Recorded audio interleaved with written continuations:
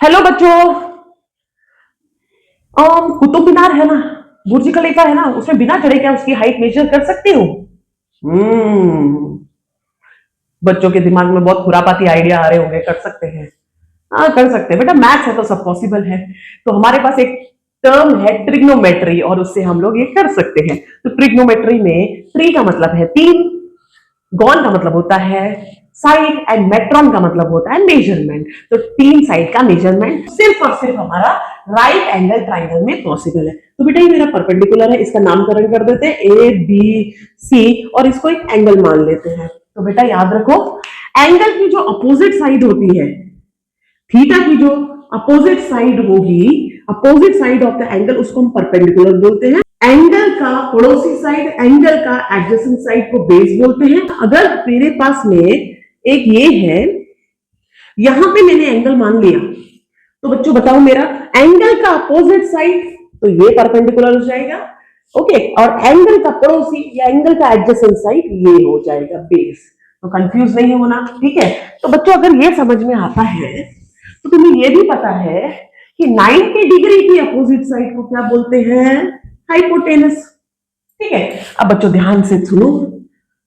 पंडित बद्री प्रसाद हर हर बोले, सोना चांदी तोले।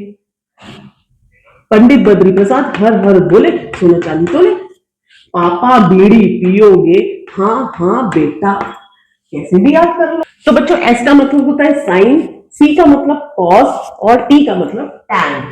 तो यहाँ पे साइन थीटा, जैसे कि इसके ऊपर लिखा है, उसका फॉर्मूला होता है perpendicular by hypotenuse, P by H.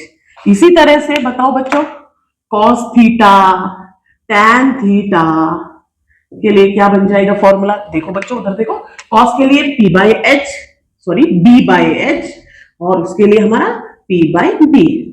ठीक है, इसी तरह से साइन की एक बहन होती है जिसको हम बोलते हैं कॉसेक। क्या बोलते हैं? कॉसेक। कॉस की बहन को हम बोलते हैं सेक, और टेन की बहन को बोलते हैं कॉट। तो बेटा अब इसका फॉर्मूला क्या बन जाता है? देखो ध्यान से देखो, बस इसको अपोजिट करना है। H by P, H by P, H by B, and B by B. ठीक है बच्चों, तो ये याद हो जाएगा ना। तो एच हाइपोटेनस है, पी परपेंडिकुलर है, बी बेस है।